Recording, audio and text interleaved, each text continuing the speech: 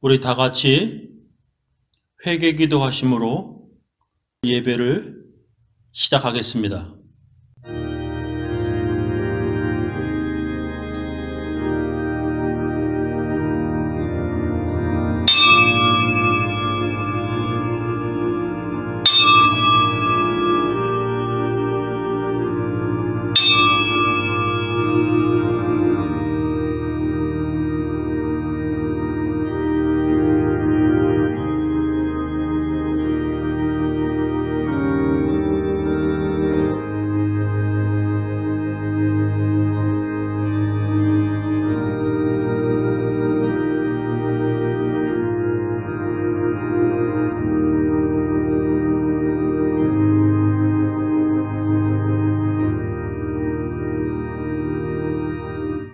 하나님 아버지, 오늘도 코로나 바이러스로 우리 교인들이 각 처소에서 예배를 드립니다.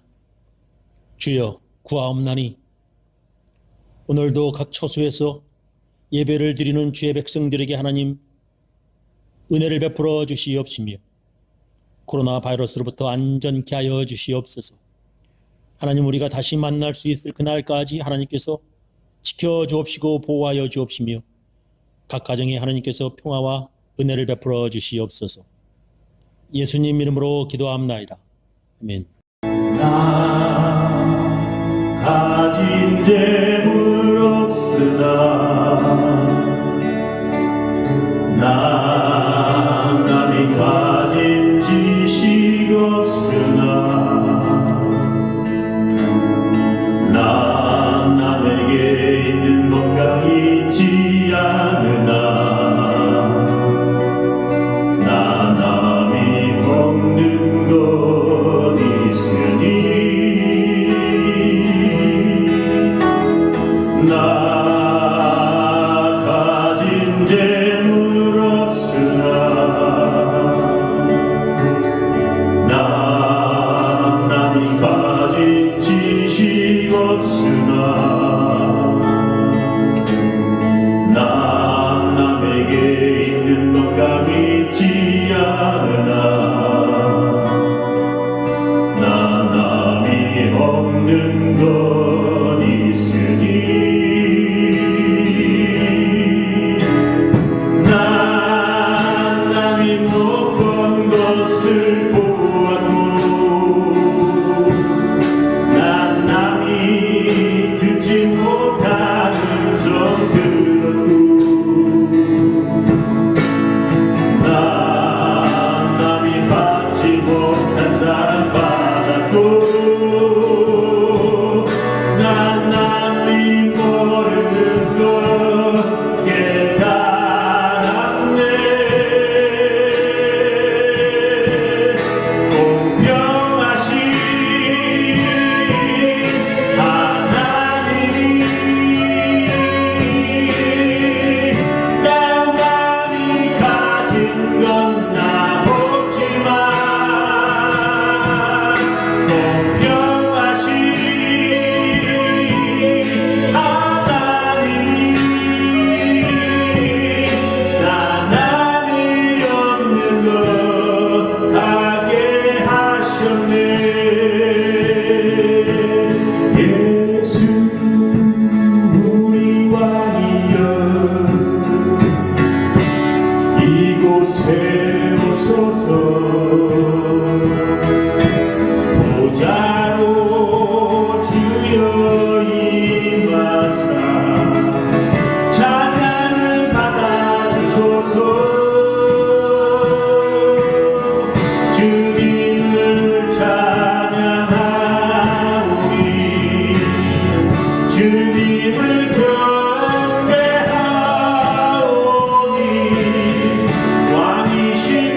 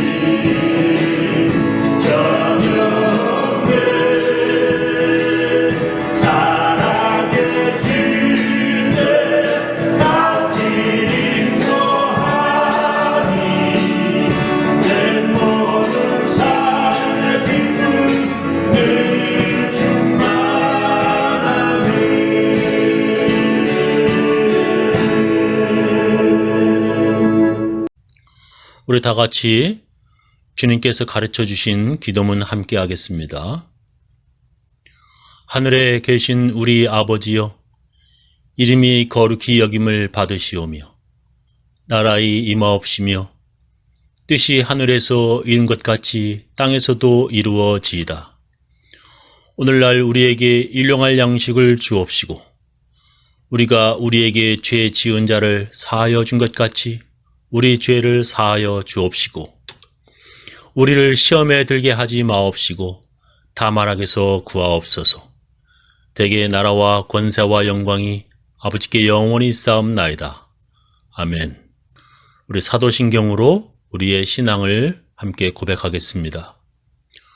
전능하사 천지를 만드신 하나님 아버지를 내가 믿사오며 그 외아들 우리 주 예수 그리스도를 믿사오니 이는 성령으로 잉태하사 동정녀 마리에게 나시고 본디오 빌라도에게 고난을 받으사 십자가에 못 박혀 죽으시고 장사한 지 사흘 만에 죽은 자 가운데서 다시 살아나시며 하늘에 오르사 전능하신 하나님 우편에 앉아 계시다가 저리로서 산 자와 죽은 자를 심판하러 오시리라. 성령을 믿사오며 거룩한 공예와 성도와 서로 교통하는 것과 죄를 사하여 주시는 것과 몸이 다시 사는 것과 영원히 사는 것을 믿사옵나이다. 아멘. 오늘 우리들에게 주신 하나님의 귀한 말씀은 로마서 9장 1절부터 13절 말씀 되겠습니다. 나는 그리스도 안에서 참말을 하고 거짓말을 하지 않습니다. 내 양심이 성령 안에서 이것을 증언하여 줍니다. 내게는 내 동족을 위한 큰 슬픔이 있고 내 마음에는 끊임없는 고통이 있습니다. 나는 육신으로 내 동족, 내 결례를 위하는 일이면 내가 저주를 받아서 그리스도에게서 끊어질지라도 달게 받겠습니다. 내 동족은 이스라엘 백성입니다. 그들에게는 하나님의 자녀로서의 신분이 있고 하나님을 모시는 영광이 있고 하나님과 맺은 언약들이 있고 율법이 있고 예배가 있고 하나님의 약속들이 있습니다. 족장들은 그들의 조상이요 그리스도는 육신으로는 그들에게서 태어나셨습니다.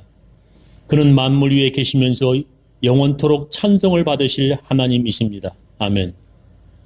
그러나 하나님의 약속의 말씀이 패했다고는 할 수 없습니다. 이스라엘에게서 태어난 사람이라고 해서 다 이스라엘 사람이 아니고 아브라함의 자손이라고 해서 다 그의 자녀가 아닙니다. 다만 이삭에게서 태어난 사람만을 너의 자손이라고 부르겠다 하셨습니다. 곧 육신의 자녀가 하나님의 자녀로 되는 것이 아니라 약속의 자녀가 참 자손으로 여겨주심을 받습니다. 그 약속의 말씀은 내년에 내가 다시 올 때쯤에는 사라에게 아들이 있을 것이다 한 것입니다. 그뿐만 아니라 리브가도 우리 조상 이삭 한 사람에게서 쌍둥이 아들을 수태하였는데 그들이 태어나기도 전에 무슨 선이나 악을 행하기도 전에 택하심을 따라 세우신 하나님의 뜻이 지속되게 하시며 하나님의 이러한 일이 사람의 행위에 근거하는 것이 아니라 부르시는 분께 달려있음을 나타내시려고 리브가에게 형이 동생을 섬길 것이다 하고 말씀하셨습니다. 여러분이 육신을 따라 살면 죽을 것입니다. 그러나 여러분이 성령으로 몸의 행실을 죽이면 살 것입니다. 오늘 설교 제목은 육신의 자녀, 약속의 자녀입니다. 오늘 성경 본문에서 바울은 자기 동족인 유대인들 때문에 심히 고민하고 있습니다. 그 이유는 그들이 하나님의 약속을 받은 아브라함의 후손들인데 예수를 믿지 않는 것입니다. 그가 어느 정도로 고민했는지 오늘 성경 본문에서 잘 나타납니다. 나는 그리스도 안에서 참말을 하고 거짓말을 하지 않습니다. 내 양심이 성령 안에서 이것을 증언하여 줍니다. 내게는 내 동족을 위한 큰 슬픔이 있고 내 마음에는 끊임없는 고통이 있습니다. 나는 육신으로 내 동족, 내 결례를 위하는 일이면 내가 저주를 받아서 그리스도에게서 끊어질지라도 달게 받겠습니다. 내 동족은 이스라엘 백성입니다. 그들에게는 하나님의 자녀로서의 신분이 있고 하나님을 모시는 영광이 있고 하나님과 맺은 언약들이 있고 율법이 있고 예배가 있고 하나님의 약속들이 있습니다. 족장들은 그들의 조상이요 그리스도는 육신으로서는 그들에게서 태어나셨습니다. 그는 만물 위에 계시면서 영원토록 찬송을 받으실 하나님이십니다. 아멘. 이렇게 유대인들은 구약 즉 오래전에 하나님과 맺은 언약들을 가졌고 그들에겐 하나님의 약속들이 있다는 것입니다. 유대인들에게는 하나님의 자녀라는 신분이 있고 그들에게는 여러 믿음의 조상들이 있습니다. 또한 예수님도 육신으로는 유대인으로 태어나셨습니다. 그런데 그들은 하나님의 새로운 약속, 신약을 믿지 않아서 구원받지 못함을 바울은 마음 아파하는 것입니다. 예수가 그리스도임을 믿지 않아서 동족 유대인들이 구원받지 못하는 것이 바울에게 너무 고민이 되는 것입니다. 그래서 자기가 하나님의 저주를 받아 그리스도에게서 끊어질지라도 자기 동족 유대인들이 예수 믿고 구원받기를 원한다는 것입니다. 아마 이런 고민을 하는 사람들이 그때나 그리고 지금도 많을 것입니다. 신앙이 좋은 집사님이나 권사님이 예수 믿지 않는 자녀들 때문에 고민하기도 합니다. 충성스러운 장로님이나 목사님이 그들의 자녀가 믿음이 없어 교회도 안 다니는 것 때문에 바울처럼 저렇게 고민하기도 합니다. 저희 부모님 역시 그랬습니다. 목사의 아들인 제가 한국에서 직장에 다니며 피곤하다 핑계대며 가끔 주일에 교회 나가지 않는 것을 부모님은 걱정하셨습니다. 그런데 그런 걱정하심이 제게는 믿음에 대한 잔소리와 강요로 큰 부담이 되었습니다. 특히 제가 매주일 교회에 나갔는지 안 나갔는지 저희 어머니가 확인하는 것이 도리어 나에게 교회 나갈 마음을 빼앗아가곤 하였습니다. 그런 제가 그 당시 어머니의 고민이고 근심의 원인이 되었습니다. 믿음이 있다는 사람들은 왜 이런 걱정과 고민을 하는 것입니까?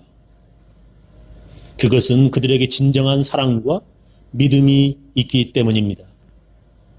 믿음으로 구원받는다는 것을 확실하게 믿는 사람이기 때문에 자기 가족도 자기와 같이 예수 믿기를 원하는 것입니다.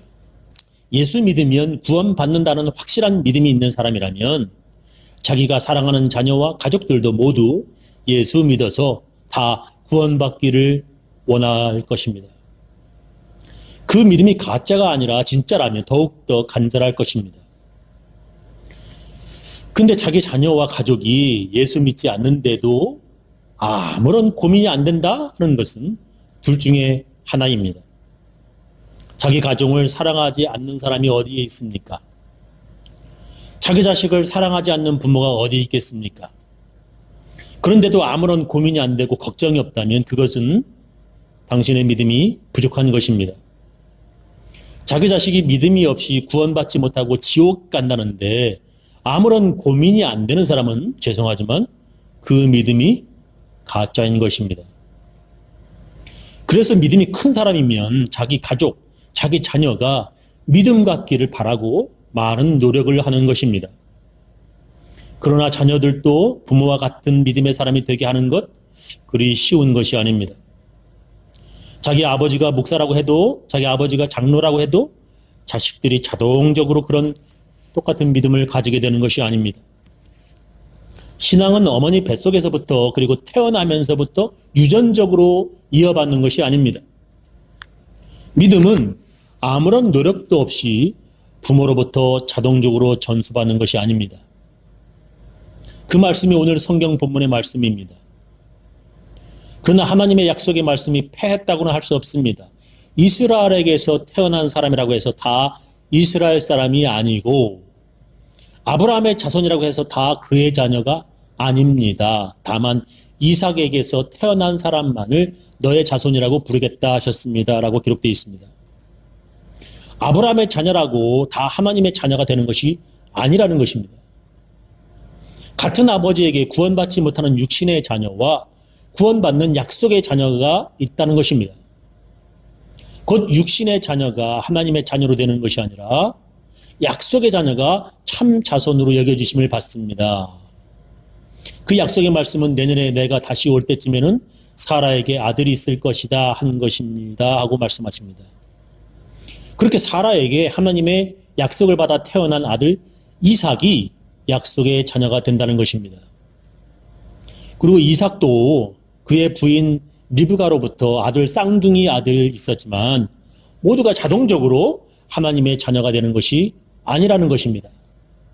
같은 아버지 이삭, 같은 어머니 리브가, 게다가 쌍둥이 아들이라 해도 하나님의 약속을 가치 없다고 버린 에서가 아니라 하나님의 약속을 받으려고 애를 쓴 야곱이 하나님의 자녀가 되었습니다. 그뿐만 아니라 리브가도 우리 조상 이삭 한 사람에게서 쌍둥이 아들을 수태하였는데 그들이 태어나기도 전에 무슨 선이나 악을 행하기도 전에 택하심을 따라 세우신 하나님의 뜻이 지속되게 하시며 하나님의 이러한 일이 사람의 행위에 근거하는 것이 아니라 부르시는 분께 달려있음을 나타내시려고 리브가에게 형이 동생을 섬길 것이다 하고 말씀하셨습니다. 그것은 기록된 바 내가 야곱을 사랑하고 에서를 미워하였다 한 것과 같습니다라고 오늘 성경 본문이 말씀하십니다. 이렇게 같은 아버지 아브라함의 아들이라고 해도 다 하나님의 자녀가 되는 것이 아닙니다. 아브라함의 부인이 여러 명 있었지만 그중에 그의 부인 사라에게서 태어나야 하나님의 자녀가 되는 것입니다. 그리고 아브라함의 아들 이삭은 오직 한 명의 부인 리브가만 있었는데 그에게서 쌍둥이 에서와 야곱이 태어났습니다. 이제 이삭의 아들은 아버지도 어머니도 모두 같고 게다가 쌍둥이입니다. 그런데도 맏아들 에서가 아니라 동생 야곱이 하나님의 자녀가 됩니다. 아버지가 같아도 안 되고 어머니가 같아도 모두 다 자동적으로 하나님의 자녀가 안 되는 것입니다. 왜 그렇습니까? 무엇이 하나님의 자녀가 되는 이유입니까? 그것은 바로 하나님의 약속을 가지는 것, 하나님의 언약을 믿는 것입니다.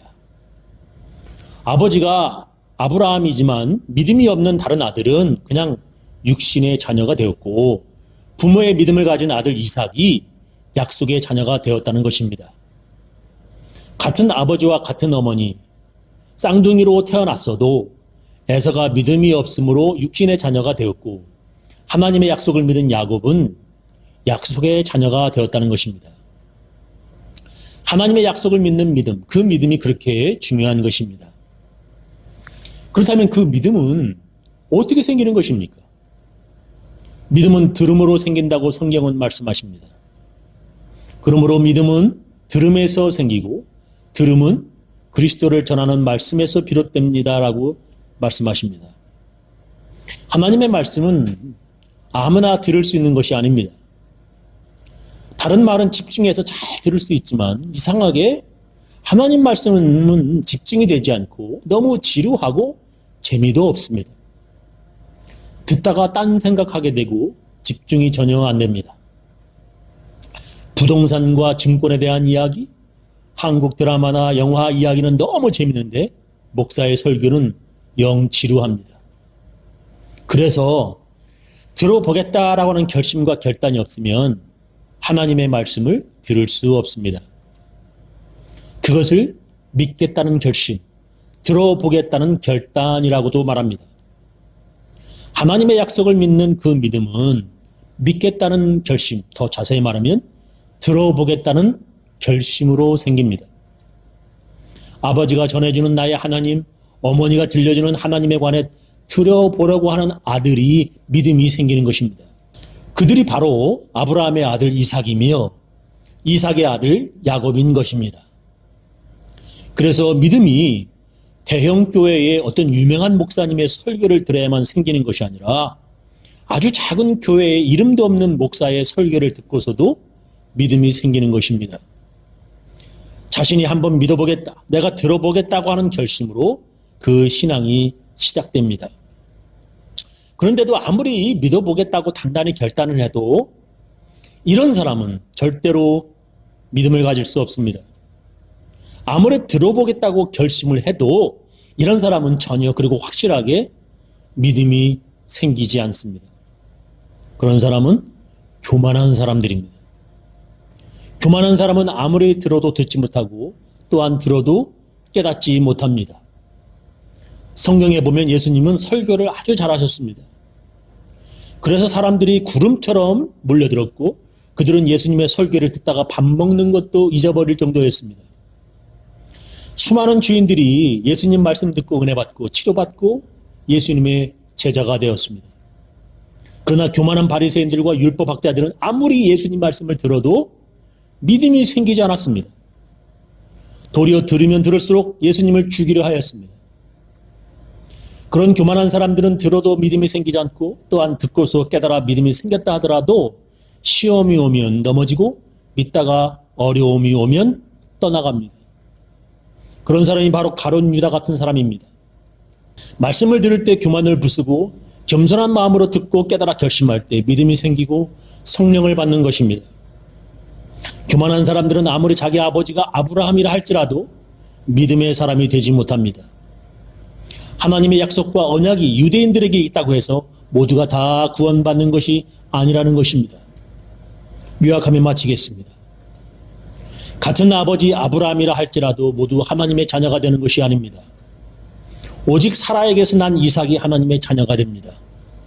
같은 아버지 이삭 그리고 같은 어머니 리브가 그리고 쌍둥이로 태어났다고 모두 다 자동적으로 하나님의 자녀가 되는 것이 아닙니다. 하나님의 약속을 믿은 야곱이 하나님의 자녀가 되는 것입니다. 이렇게 쌍둥이이고 또 맏아들이라고 해도 하나님의 약속을 믿지 않으면 그냥 육신의 자녀이고 하나님의 언약을 믿으면 약속의 자녀가 되는 것입니다. 지금도 하나님의 언약을 믿는 자들이 하나님의 자녀가 되는 것입니다. 하나님께서 모든 죄인들을 구원하러 하나님의 아들 예수를 보내셨다. 예수를 구세주로 믿으면 구원하신다는 하나님의 새 약속을 믿는 사람들이 하나님의 자녀가 되는 것입니다. 나는 우리 교인들 모두 하나님의 새로운 언약을 믿어 모두 다 하나님의 자녀가 되시기를 예수님의 이름으로 축원합니다. 우리 다 같이 찬양으로 하나님께 헌금을 드리도록 하겠습니다. 물 건너 생명줄 던지어라 누가 저 형제를 구원하랴 우리의 가까운 형제이 이 생명줄을 누가 던지랴